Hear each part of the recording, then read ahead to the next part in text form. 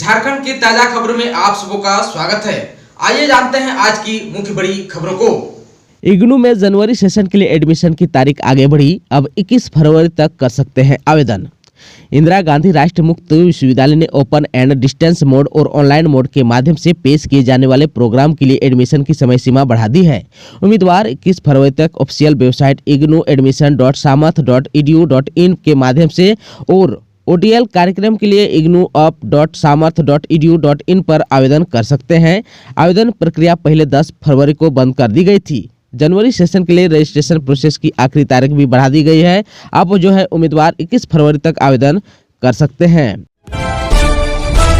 6 साल की उम्र से ही बच्चे सीखेंगे हॉकी। सिमडेगा की बैठक में लिए गए अहम निर्णय। सिमडेगा की बैठक जिला कार्यालय में अध्यक्ष मनोज कोनबेगी की अध्यक्षता में हुई। इस बैठक में हॉकी को आगे बढ़ाने के लिए कई निर्णय लिए गए। आगामी 2028, 2032 और 2036 के ओलंपिक्स में जिला के खिलाड़ियों की भागीदारी ज्यादा हो, इसके लिए गांव में 6 वर्ष की उम्र से ही बच्चों को हॉकी के गुण सिखाने का निर्णय लिया गया।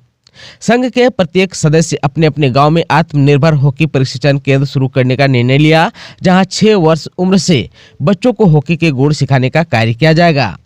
इस बैठक में बच्चों को अच्छी शिक्षा मिले, इसके लिए जिला मुख्यालय से प्रत्येक दिन 1 घंटा ऑनलाइन पढ़ाई भी कराने का निर्णय लिया गया।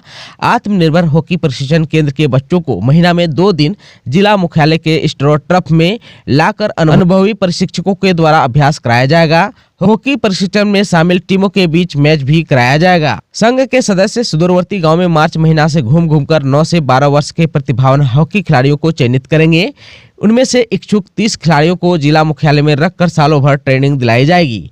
ग्रीष्म अवकाश के दिन 14 वर्ष से कम उम्र के 100 बालक बालिकाओं का 1 सप्ताह का जिला मुख्यालय में समर कैंप का आयोजन कराया जाएगा, जिसमें खाने का खर्चा खिलाड़ियों को खुद से वहन करना होगा। इस दौरान खेल पर अधिक से अधिक फोकस भी किया जाएगा।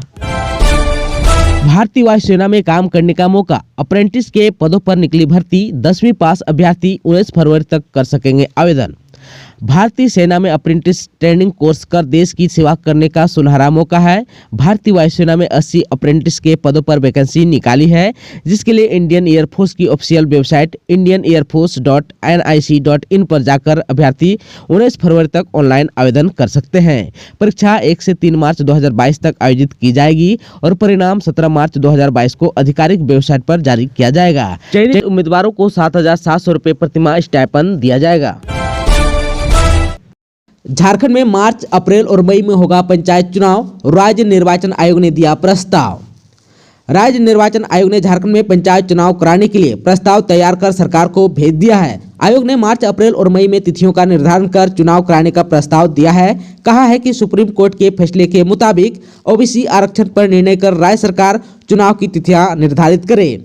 राज्य सरकार द्वारा चुनाव की तिथि तय कर प्रस्ताव आयोग को लौटाया जाएगा। उसके बाद राज्यपाल की अनुमति लेकर आयोग द्वारा चुनाव की अधिसूचना जारी की जाएगी।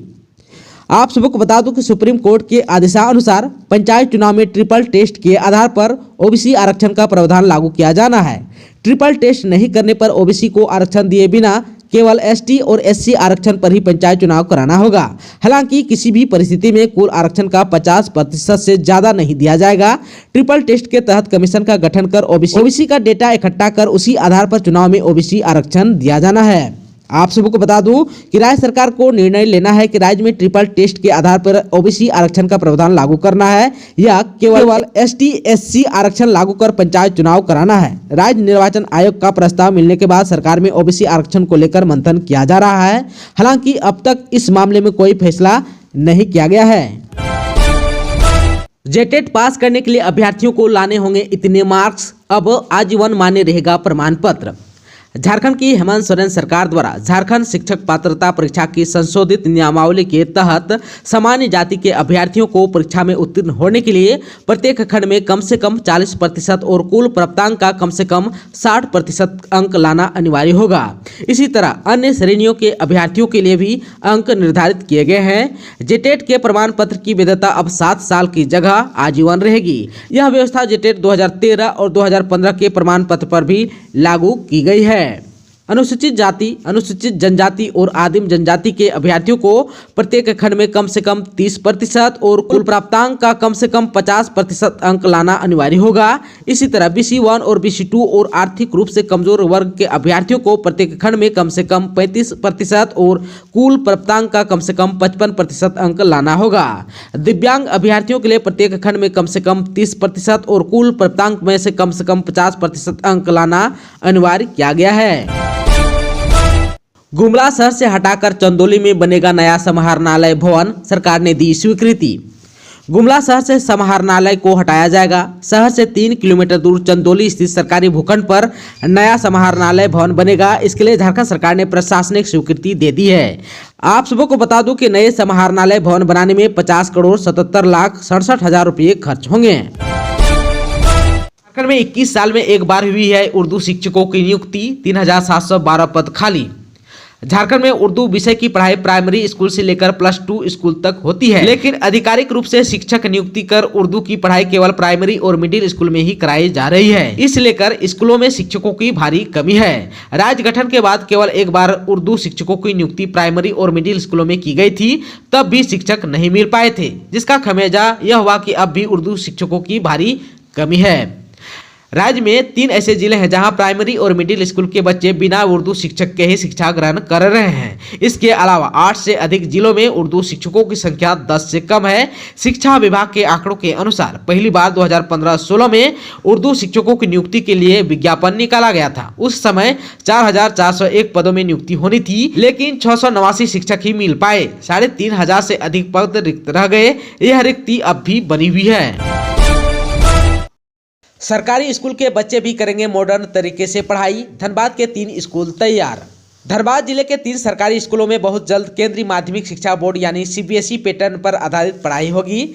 जिला स्कूल SSLNT बालिका +2 उच्च विद्यालय और कस्तूरबा गांधी बालिका विद्यालय निरसा को स्कूल ऑफ एक्सलेंस स्कूल की सूची में शामिल किया गया है।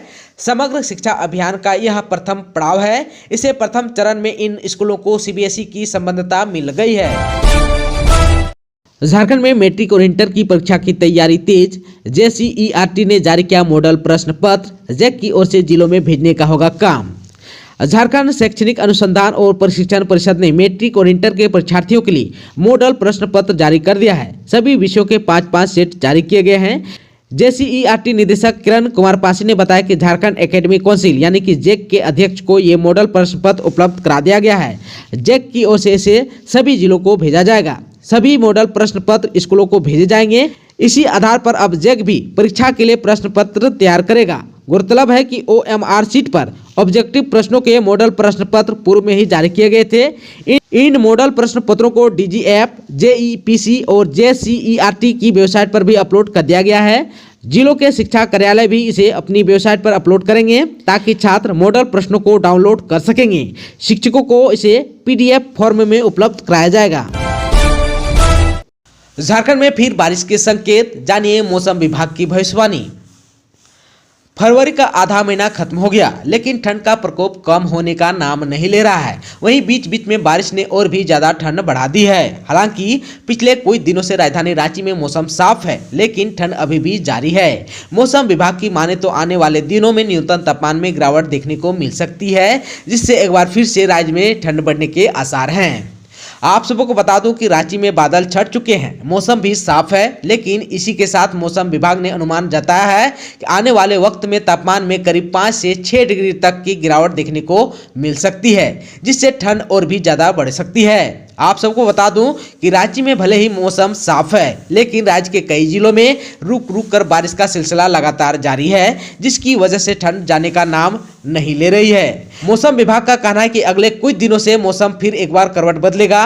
13 फरवरी से पश्चिमी विक्षोभ के झारखंड में दस्तक देने की उम्मीद है, जिससे राज्य के कई इलाकों में बारिश की संभावना जताई जा रही है। अनुमान जताया जा रहा है कि बारिश के बाद इलाके में तापमान में और गिरावट दर्ज की जाएगी, जिससे गलन और ठिठुरन बढ़ेगी। हालांकि उम्मीद जताई जा रही है कि अगले महीने से ठंड में कमी आएगी। आप सबको बता दूं कि 14 फरवरी का अधिकतम तापमान 23 और न्यूनतम 9 डिग्री सेल्सियस रहेगा। वहीं 15 फरवरी को अधिकतम तापमान 25 और न्यूनतम 12 डिग्री सेल्सियस रहेगा, जबकि 16 फरवरी को अधिकतम 25 और न्यूनतम 13 डिग्री सेल्सियस रहेगा। अफ्रीकी देश माली में फंसे 20 मजदूर लौटे भी नहीं कि मलेशिया में फंसे मजदूरों ने लगाई वतन वापसी की गुहार। अफ्रीकी देश माली में फंसे झारखंड के 33 मजदूरों में 20 मजदूर अभी भी वतन नहीं लौटे हैं। वहीं दूसरी ओर मलेशिया में गिरिडीह के बागदौर के 4 मजदूरों समेत झारखंड के विभिन्न जिलों के 30 मजदूर फंसे हुए हैं। इन्होंने सोशल मीडिया पर अपनी समस्याओं को साझा करते हुए भारत सरकार और झारखंड सरकार से वतन वापसी की गुहार लगाई है। मजदूरों ने कहा कि कंपनी ने 4 माह से मजदूरी का भुगतान नहीं किया है, इससे उनके समक्ष खाने पीने की समस्या हो गई है। साथ साथ इनकी वीजा की अवधि भी खत्म हो गई है। जेपीएससी ने शुरू की संशोधित रिजल्ट जारी करने की प्रक्रिया, इन अभ्यर्थियों की संख्या बढ़ना तय। जेपीएससी द्वारा 7वीं, 8वीं, 9वीं और 10वीं सिविल सेवा प्रारंभिक परीक्षा का संशोधित रिजल्ट जारी होने पर आरक्षित कोटा खासकर एससी और एसटी और ईडब्ल्यूएस के अभ्यर्थी घट सकते हैं, जबकि BC1, BC2 और अनारक्षित कोटा के अभ्यर्थियों की संख्या बढ़ना तय है। कुल सफल अभ्यर्थियों में लगभग 811 अभ्यर्थियों की संख्या बढ़ जाएगी, यानी मुख्य परीक्षा के लिए कुल पीटी उत्तीर्ण अभ्यर्थियों की संख्या 4883 हो जाएगी। आप सबको बता दूं कि पुराने रिजल्ट के आधार पर एससी कैटेगरी के 111 अभ्यर्थी, एसटी कैटेगरी के 145 अभ्यर्थी, ईडब्ल्यूएस के 151 अभ्यर्थी घट सकते हैं। वहीं BC1 के 154 अभ्यर्थी, BC2 के 108 अभ्यर्थी और अनारक्षित कैटेगरी के लगभग 782 अभ्यर्थी बढ़ सकते हैं। आयोग ने हाईकोर्ट के निर्देश के आलोक में संशोधित रिजल्ट जारी करने की प्रक्रिया शुरू कर दी है। दोस्तों, चैनल पर आप नए हैं तो प्लीज चैनल को सब्सक्राइब कर बेल आइकन को दबा दीजिए ताकि खबरों का अपडेट आपको मिलता रहे। इसके साथ ही आज की खबरों में बस इतना ही। हमें दीजिए इजाजत। नमस्कार।